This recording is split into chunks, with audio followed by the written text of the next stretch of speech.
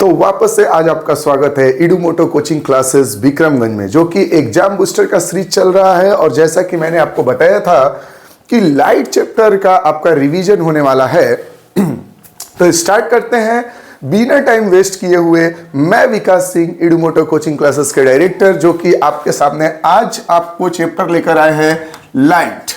तो आज आपका चैप्टर है लाइट और सिर्फ हम वही चीज पर आज बात करेंगे जो कि आपके एग्जाम्स में आने वाले हैं। कोई भी वेस्ट बातें नहीं होने वाली है। तो आज हम सिर्फ उस पॉइंट पे बात करेंगे कि लाइट चैप्टर से क्या क्या इंपॉर्टेंट हो सकता है 2026 में आपका जो क्लास 10 सीबीएसई बोर्ड का एग्जाम्स होने वाला है उसमें। कहीं भी ध्यान नहीं हटाइएगा, 20 से 22 मिनट की वीडियोस होंगी, ठीक है। उससे ऊपर नीचे हो सकता है, लेकिन ये आपका वीडियोस आपका पूरा लाइट चैप्टर से कंफ्यूजन खत्म कर देगा और एक भी क्वेश्चन आपका मिस नहीं होगा एग्जाम में। इसीलिए आज हम स्टार्ट करते हैं। सबसे पहले तो इस चैप्टर को हमने 4 पार्ट में डिवाइड कर दिया है। सबसे पहले बात करें तो आपका थियोरेटिकल पार्ट जो है, ठीक है, थियोरेटिकल पार्ट जितना भी है उस पर डिवाइड कर दिया है। उसके बाद आपका डायग्राम वाला पार्ट आता है, ठीक है, डायग्राम वाला पार्ट आता है आपका। देन उसके बाद हम बात करें तो इस चैप्टर में आपको फॉर्मूला, ठीक है, फॉर्मूला जितना होगा उस पर ध्यान देना पड़ेगा। और उसके बाद आता है आपका न्यूमेरिकल, ठीक है, इसके बाद आता है न्यूमेरिकल। देखिए 4 पार्ट्स में इस चैप्टर को हमने डिवाइड किया है लाइट चैप्टर को। थियोरेटिकल पार्ट, आपका डायग्राम वाला पार्ट और जितना भी आपका फॉर्मूला है उसमें, और ये हो गया आपका न्यूमेरिकल। अभी आप पढ़ लेते हैं, थ्योरी पढ़ लेते हैं, डायग्राम पढ़ लेते हैं, फॉर्मूला और न्यूमेरिकल्स। ये 4 पार्ट में इस चैप्टर को हमने क्या किया है, डिवाइड कर दिया है। आपको कौन कौन से पॉइंट इसमें पढ़ने हैं सबसे पहले उसके बारे में पढ़ लेते हैं। तो देखिए सबसे पहले आपको पढ़ना है रिफ्लेक्शन के बारे में। क्या पढ़ना है? रिफ्लेक्शन के बारे में। तो इसमें रिफ्लेक्शन क्या होता है, लॉ ऑफ रिफ्लेक्शंस, इस चीजों पर ध्यान देना पड़ेगा। जैसे जैसे पढ़ते चलेंगे वैसे वैसे क्वेश्चंस के बारे में भी हम लोग समझते चलेंगे कि कैसा कैसा क्वेश्चंस आपसे एराइज हो सकता है। तो सबसे पहले रिफ्लेक्शन क्या होता है उसको समझ लेते हैं। तो जैसा कि हमने बताया कि रिफ्लेक्शन क्या होता है, तो सबसे पहले समझेंगे रिफ्लेक्शन के बारे में। तो देखिए यहां पर एक आपके सामने डायग्राम है।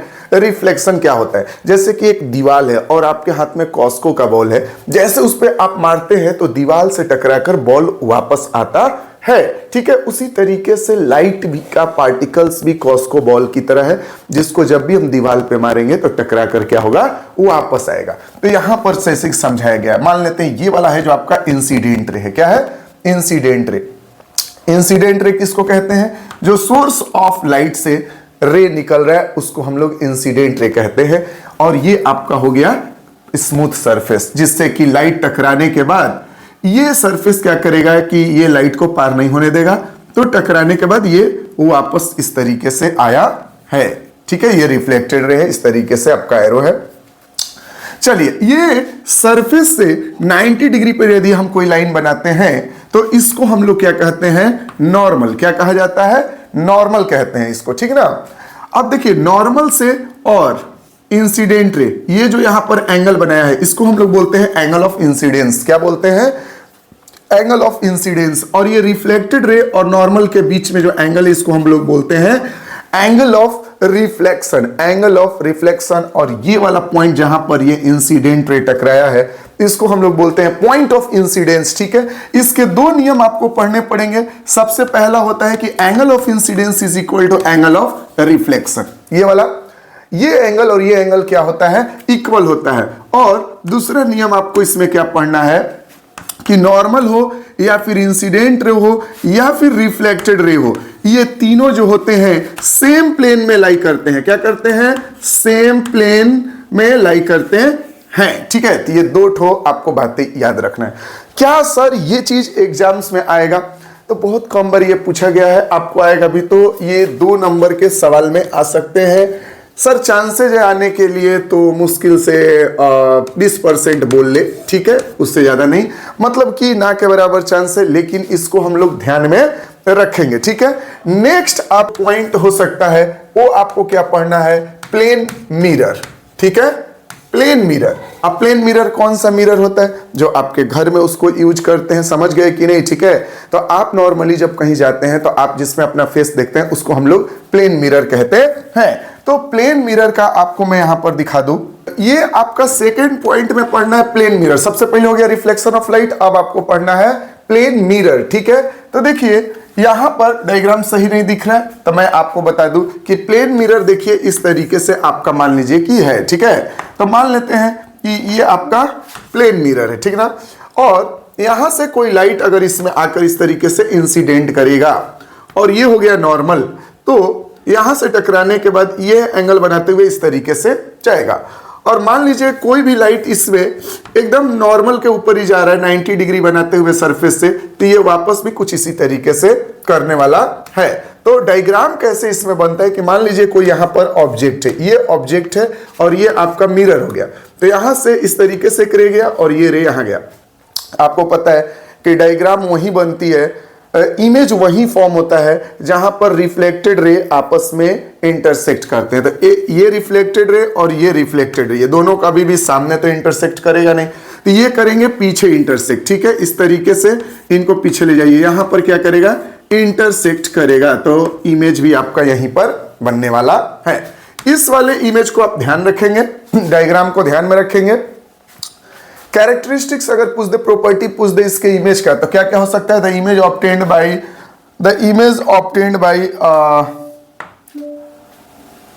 ऑब्टेन्ड इज वर्चुअल, वर्चुअल मतलब मिरर के अंदर बनेगा।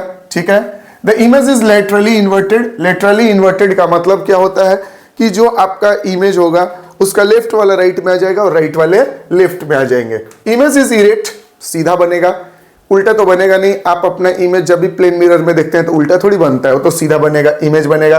Size of image is equal to the same size of the object, जितना बड़ा आप रहते हैं उतना ही बड़ा इमेज आपके मिरर में भी बनता है।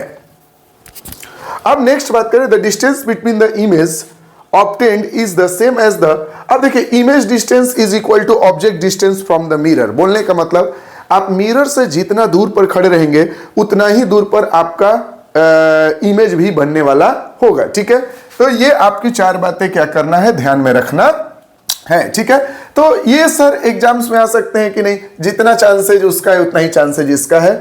इस तरह के इजी सवाल, इतना इजी सवाल तो शायद ही आपसे पूछे या एक आध नंबर में हो सकता है आ जाए, तो आप इस पे मतलब कि इसको माइंड में जरूर रखेंगे। समझ गए कि नहीं? ठीक है, हाँ आगे बढ़ते हैं। इसके बाद तो इसके बाद आपको नेक्स्ट टॉपिक पढ़ना है, तो इसके बाद आपको नेक्स्ट क्या पढ़ना है, तो प्लेन मिरर के बाद आपको नेक्स्ट में समझना है स्फेरिकल मिरर। ठीक है, स्फेरिकल मिरर के बारे में आपको पढ़ना पड़ेगा।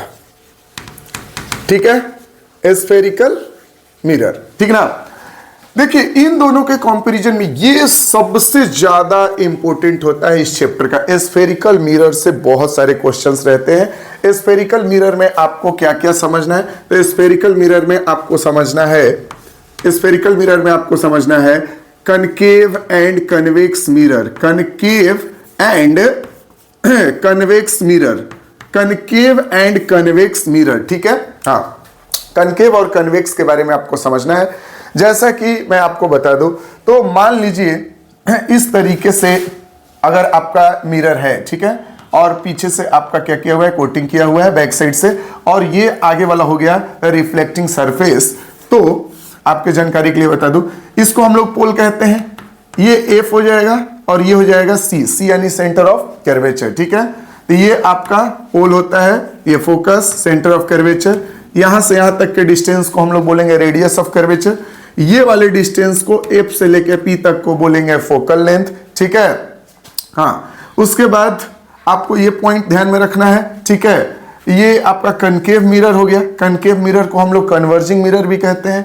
और सेम अगर इसका उल्टा बना ले, इस तरीके से यदि हम बना लेते हैं, सॉरी हाँ ठीक है, पीछे से आपका कोटिंग किया हुआ है और ये रिफ्लेक्टिंग सरफेस यदि आगे रखते हैं, तो इस बार सेंटर ऑफ कर्वेचर यहां हो जाएगा, एफ यहां हो जाएगा, पी यहां हो जाएगा। ठीक है, हाँ तो ये आपका हो गया कन्वेक्स और ये हो गया कनकेव। ठीक है, उसके बाद इसके ऊपर डायग्राम की बात करें तो इसका रे डायग्राम, इमेज ऑफ रे डायग्राम यहां पर आपको पढ़ना है।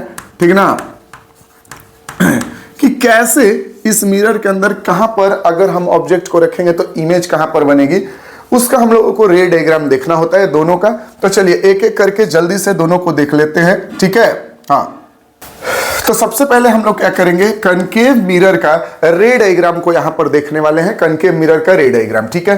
टोटल 6 पोजीशन पे आपको ध्यान देना है।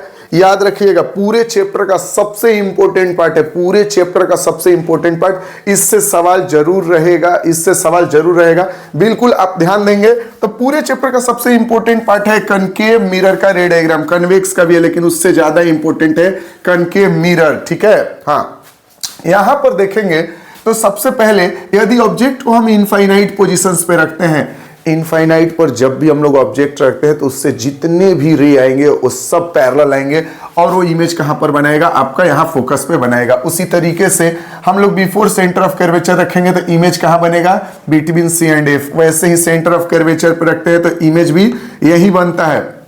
इमेज कैसा बन रहा है, नेचर है real and inverted, real and inverted, real and inverted. बस एक लास्ट में आपका बनने वाला है कैसा, तो यहां पर आपका बनने वाला है वर्चुअल एंड इरेक्ट, जब हम ऑब्जेक्ट को बिटवीन एफ एंड पी रखते हैं तब, ठीक है। तो यहां पर आप ये देख सकते हैं कि अगर सी और एफ के बीच में रखते हैं तो कैसा होगा। उसके बाद एट एफ रखेंगे तो इनफाइनाइट पोजीशन, उसके बाद हम बिटवीन एफ एंड पी रखते हैं तो यहां पर वर्चुअल एंड इरेक्ट इमेज बनने वाला है। तो इस तरीके से आप ये 6 का 6 डायग्राम भी क्लियर रखेंगे, ठीक है, क्योंकि सबसे ज्यादा इंपॉर्टेंट है ये। के बाद आपको नेक्स्ट पॉइंट क्या समझना है, तो आपको पढ़ना है कन्वेक्स डायग्राम। कन्वेक्स मिरर का आपको डायग्राम समझना पड़ सकता है। तो कन्वेक्स मिरर का यदि हम डायग्राम निकालते हैं, यहां पर है आपका कन्वेक्स मिरर का डायग्राम, ठीक है। हाँ, तो ये आपका हुआ कन्वेक्स मिरर का डायग्राम, ठीक है। हाँ, यहां पर आप देख सकते हैं कि 2 ही पोजीशन आपको कन्वेक्स मिरर में पढ़ने वाला है। तो कन्वेक्स मिरर का ये आपका रे डायग्राम है।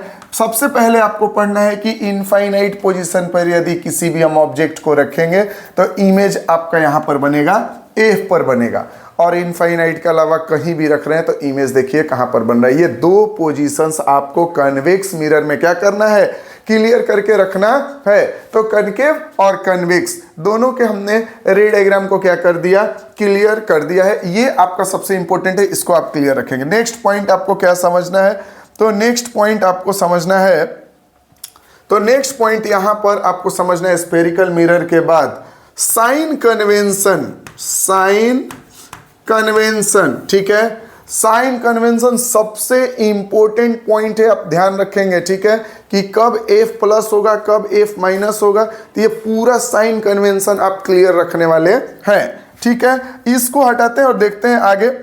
नेक्स्ट आपको क्या पढ़ना है, साइन कन्वेंशन के बारे में आपको पढ़ना है। तो साइन कन्वेंशन में क्या समझना है कि एफ कब पॉजिटिव होगा कब निगेटिव होगा, height of image, height of object, ये कब पॉजिटिव होंगे निगेटिव होंगे, यू या फिर वी ये कब आपका निगेटिव एंड पॉजिटिव होगा, ये चीज को समझना है। अगर आप मिरर समझ लेते हैं ना तो आप ये सब कुछ समझ लेंगे। जैसे कि ये मान लीजिए कि मिरर है, ठीक है। हाँ, तो कनकेव मिरर है, यहां से हमने इस तरीके से प्रिंसिपल एक्सिस बनाया। इसका सर्कल देखो किस तरीके से बन रहा है, कुछ इस तरीके से इसका सर्कल बना।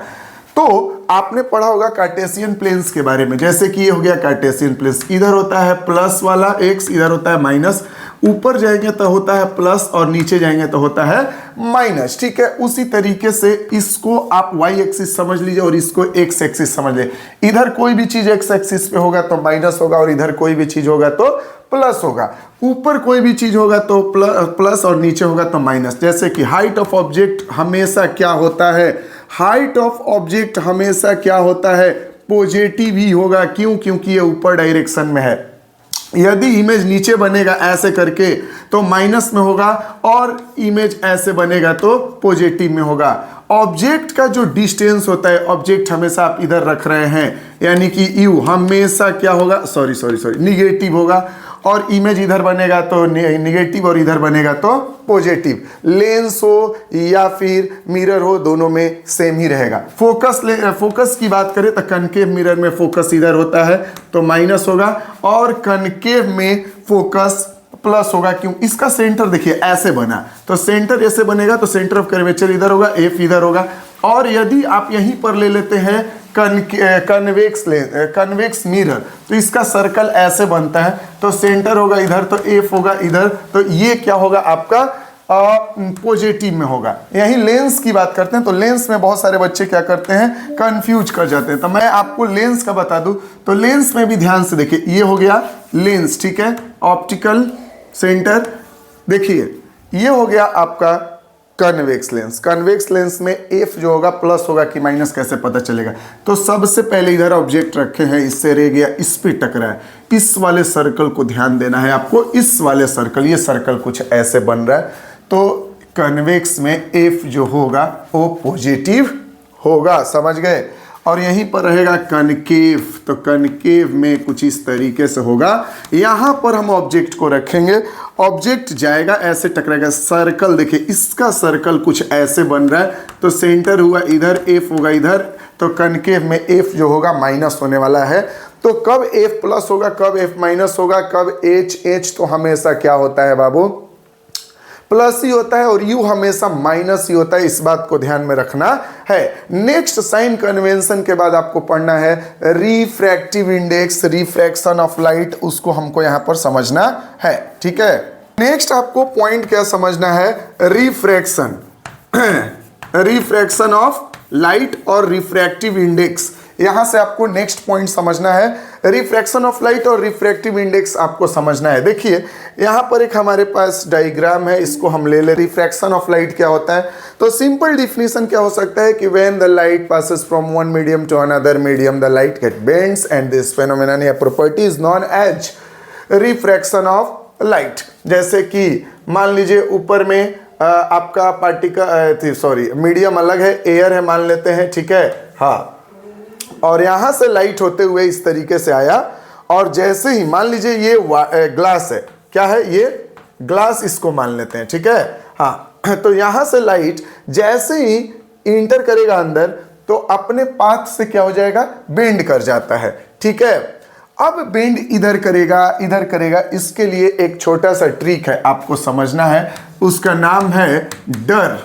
एक ट्रिक है जिसको याद रखेंगे, डर। डर मतलब डी से होगा डेंसर, आर से होगा रेयर। अगर डेंसर मीडियम से रेयर मीडियम में लाइट जाएगा, एयर और ग्लास के कंपैरिजन में ग्लास हो गया डेंसर, एयर हो गया रेयर।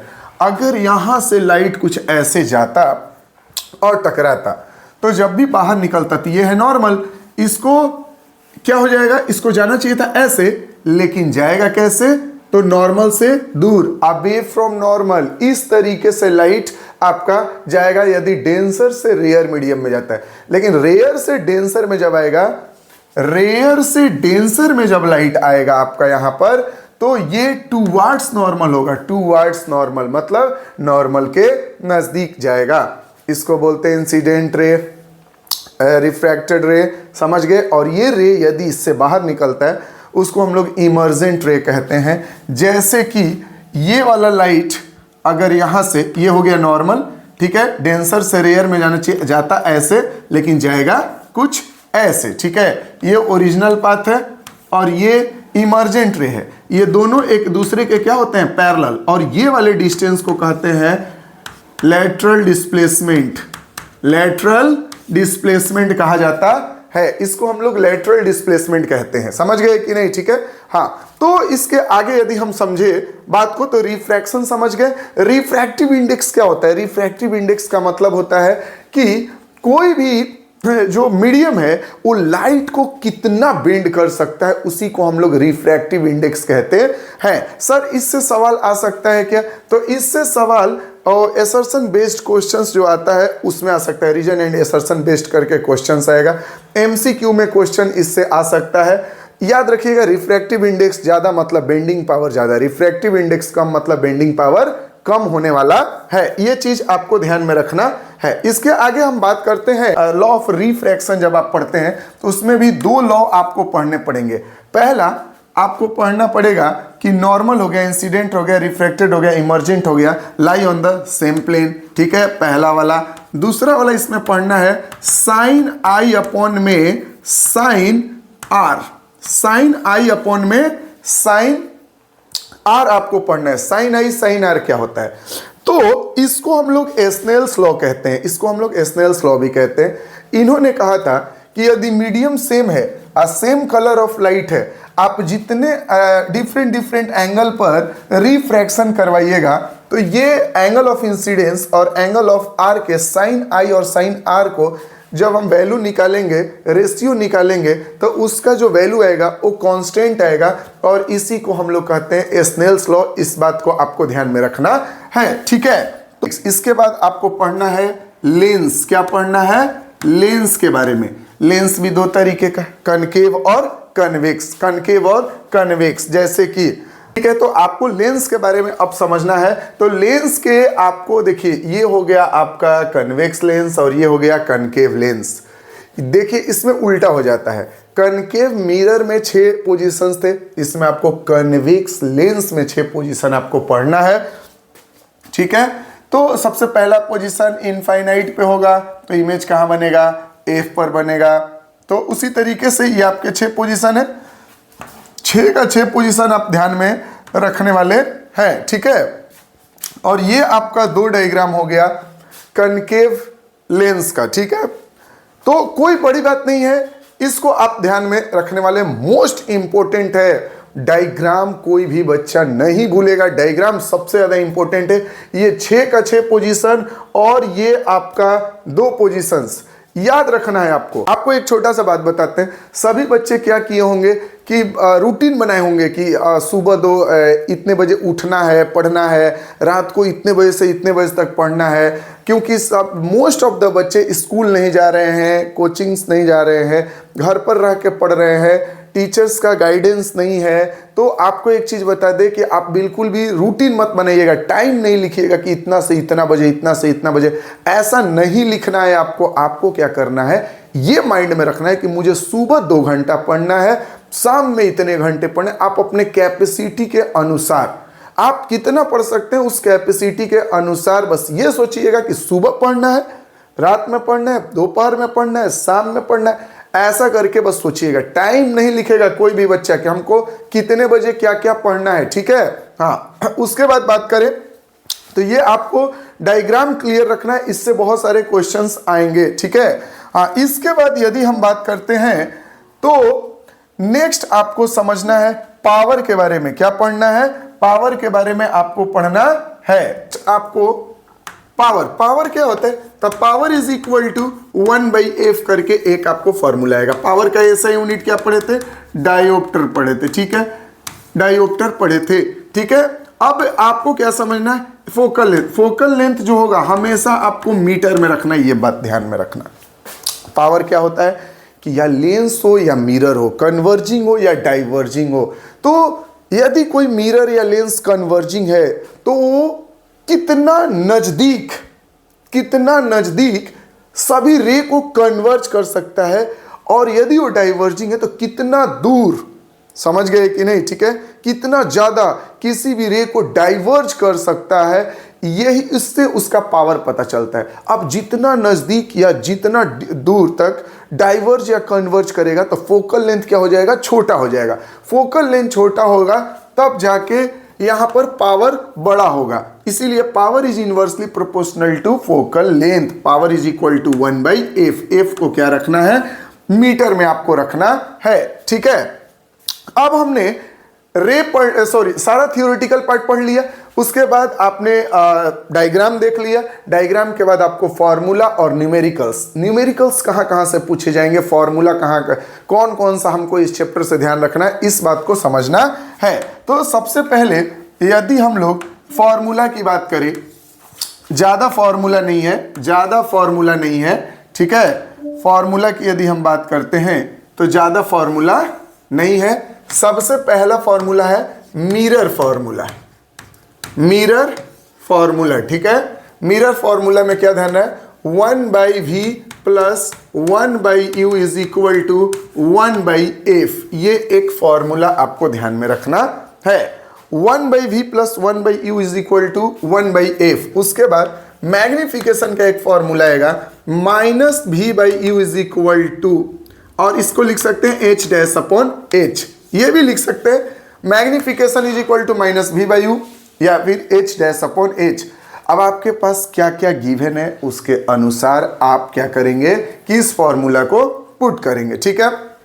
अगर एम पॉजिटिव है, मैग्निफिकेशन पॉजिटिव है, मतलब समझ जाएंगे कि वर्चुअल एंड इरेक्ट इमेज होने वाला है, और ये यदि निगेटिव है तो आप समझ जाएंगे रियल एंड इन्वर्टेड होने वाला है इमेज।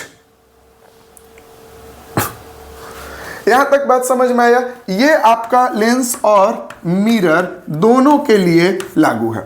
आगे बात करें हम लोग तो लेंस फॉर्मूला एक आता है आपका, एक आता है लेंस फॉर्मूला, ठीक है। लेंस फॉर्मूला में तो 1/v minus 1/u is equal to 1/f, ये फॉर्मूला आप ध्यान में रखेंगे। इसमें मैग्निफिकेशन इज इक्वल टू हो जाएगा v/u is equal to h dash upon में h। ये आपको फॉर्मूला, इतना सारा फॉर्मूला आपको क्या करना है, ध्यान में रखना है, ठीक है। इसके आगे यदि हम बात करें क्या क्या न्यूमेरिकल आ सकते हैं सर, एकदम सटीक बताइए जो कि आएगा ही। याद रखिएगा इसके ऊपर बेस्ड एक न्यूमेरिकल जरूर रहेगा, ऐसा न्यूमेरिकल आने वाला है। ये देखिए ये फॉर्मूला आपको बिल्कुल ध्यान रखना, 1/v प्लस 1/, इसके ऊपर एक क्वेश्चन जरूर फिक्स्ड है 100% कि वो आएगा ही आएगा। समझ गए कि नहीं, ठीक है। हाँ, तो ये आप फॉर्मूला जरूर ध्यान रखेंगे, ठीक है। उसके बाद आपका लेंस से कन्वेक्स लेंस से ज्यादा आने के चांसेस रहते हैं, और कनकेव मिरर से आपका न्यूमेरिकल्स आने का चांसेस ज्यादा है, ठीक है। पावर से भी आपका आ सकता है, power is equal to 1/f।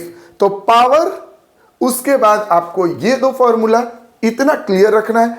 जो न्यूमेरिकल्स आने वाले हैं उसमें पता है ये ऐसा न्यूमेरिकल्स आ जाएगा कि मान लो ये मिरर है, यहां पर ऑब्जेक्ट है, और कितना दूर हम स्क्रीन रखेंगे कि ये इमेज इसके ऊपर बनेगा। स्क्रीन वर्ड सबको ध्यान में रखना है, समझ गए कि नहीं, ठीक है। हाँ, तो इस तरीके के न्यूमेरिकल्स आएंगे। बस आपको कौन सा न्यूमेरिकल, तो इसके ऊपर जो बेस्ड न्यूमेरिकल है उसी को ध्यान में रखिए और प्रैक्टिस कीजिए, उससे ही न्यूमेरिकल्स आपको आने वाले हैं। चलिए इसके साथ हम लोग इस चैप्टर को एंड करते हैं, और इसके बाद आपसे एग्जाम्स के बाद बात करेंगे कि कैसा कैसा क्वेश्चन रहा और क्या क्या क्वेश्चन आया। धन्यवाद। नेक्स्ट चैप्टर जो आपका आने वाला है वो चैप्टर मैथ्स का फर्स्ट चैप्टर यानी कि रियल नंबर होगा, ठीक है। Thank you.